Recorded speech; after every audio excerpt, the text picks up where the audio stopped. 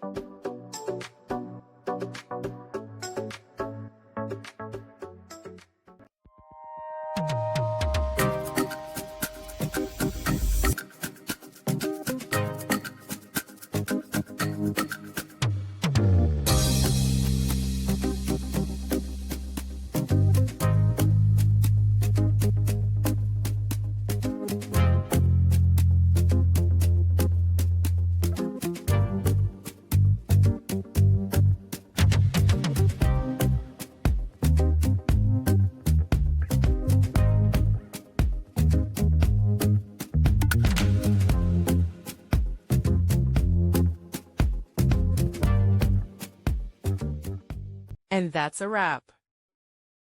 I hope you found the answer you were looking for. If you did, take a second to hit that subscribe button. It really helps out. And let me know in the comments which solution worked best for you. See you next time in the debug zone.